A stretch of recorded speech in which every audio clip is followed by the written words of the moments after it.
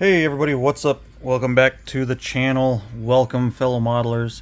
So today I'm just going to kind of run you through what I got going on here. Kind of picking up a project that I started kind of right at the beginning of the summer, and then I switched over to horns.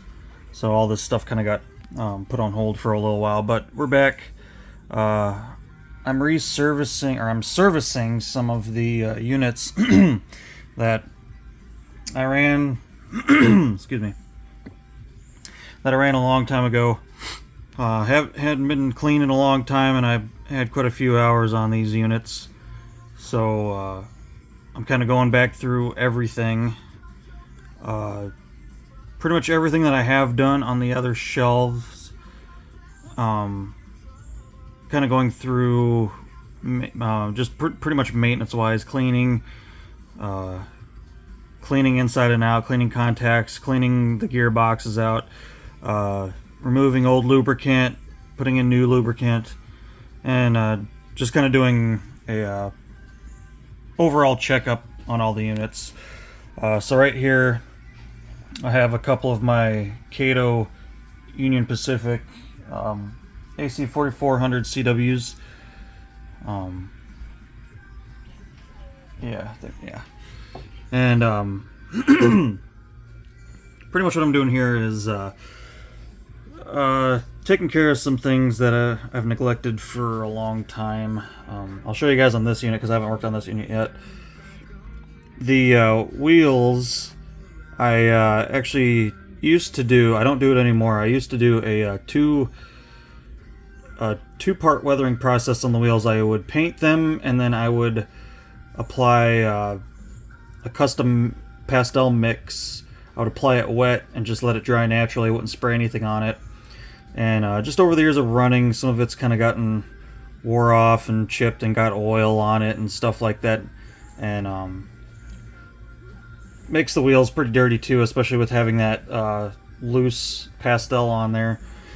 So what I did when I started this was I went back, I separated the wheels from their gear shafts, and stripped all the pastel and the paint off of them, basically just starting with a brand new clean wheel.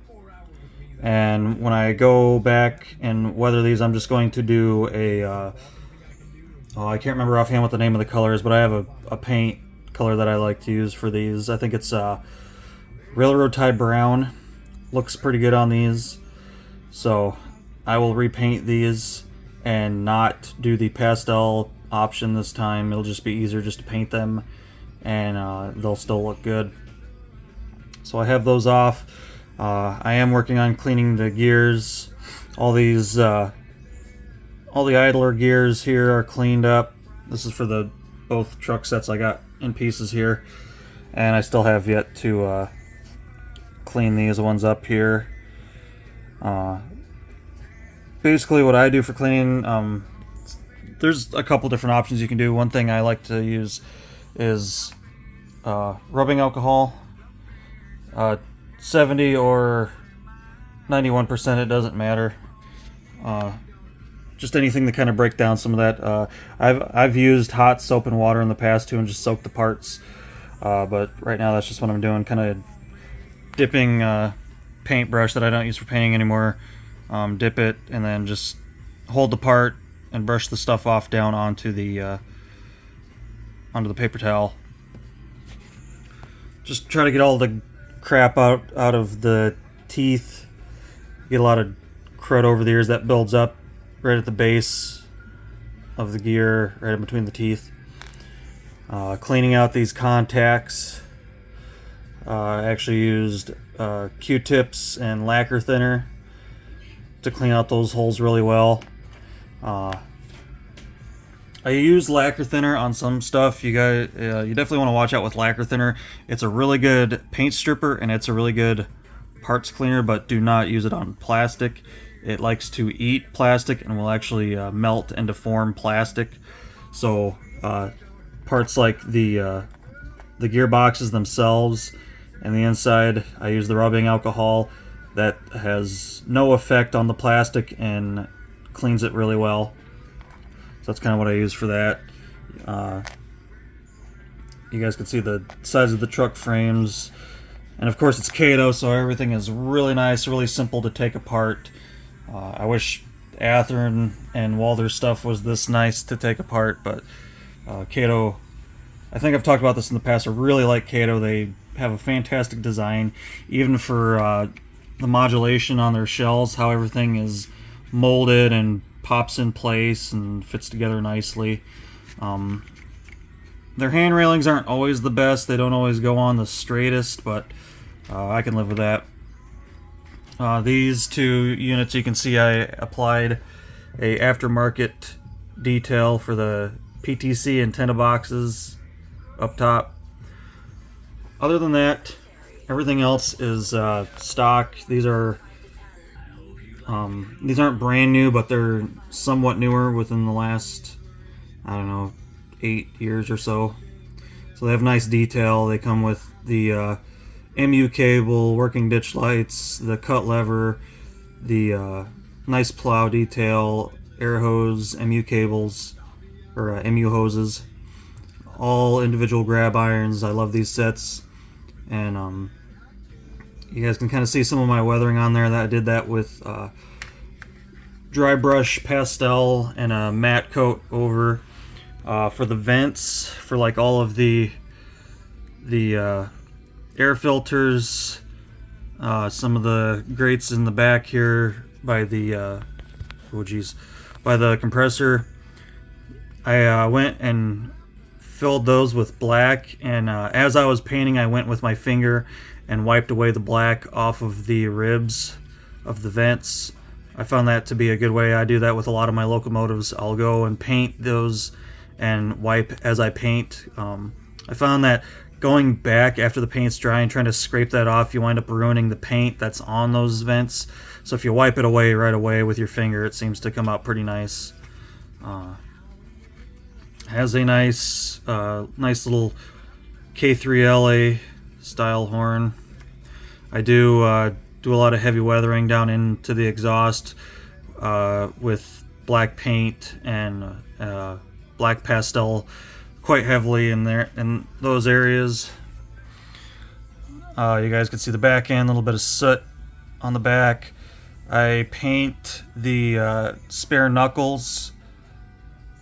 The spare knuckles are casted on there, so they're kind of a bitch to paint, but they're doable, as you can see. And then of course when I did these, I did not have the headlight lenses in, so that way I didn't have to worry about taping over those. I just literally had those removed, so that way when I clear coated over everything, it wouldn't fog those. Got the frame cleaned up already. These are not DCC and sound. It does have the spot for the speaker down there, but I'm not running DCC and sound, so I'm not in need of that. Some of my stuff has DCC and sound, some of the nicer stuff, but most of my stuff is just DC without sound, or with sound. But I had to clean the frame. When I weathered these initially, I kind of did it a little messy. Left everything together on the frame and left the trucks all together, so I had a lot of excess pastel dust that kind of got into some of these working parts, and along with that and the lubricant just kind of made a mess over the years. So just taking some time. It's kind of a tedious task to open all these up, pull all the gears out, clean everything up, but it's necessary to have a good smooth running locomotive. We'll re-oil everything, or re-grease, whatever I decide to use. I have a couple different types of grease and oils that I use. Got the damn hair on there that I'm trying to get off. Got the bottom cover plates all cleaned out really nice using Q-tips. Just kind of wipe those out. And all that's really left is to finish cleaning these gear shafts, so I can put the wheels back on and get everything put back together, cleaned up. I did not remove the fuel tanks when I did this, so of course when I put a bunch of powdered pastel all over. A lot of it got on the inside, so I got all that cleaned out. Use kind of a darker paint for like fuel leaks and that. Just kind of some spotty little work there. Same thing with this. Kind of used a darker. Went and covered the thing in pastel, kind of like a tan brownish pastel for kind of a rusty road grime, and then went back with darker paint for like fuel leaks and the spitter valves on the air tanks, a little bit of runoff from those. What's really cool with these is these detailed side frames come off of the actual frame, so that's kind of nice. I kind of cleaned behind those because I did not remove those when I weathered it. And got the shafts and worm gears all cleaned up, ready to go. Got the snap-on clips ready to go. I think I am going to change my couplers from these spring plate KDs to whisker KDs, so that way I don't visually see that spring plate anymore. That does mean I am going to have to re-weather a new set of couplers for it.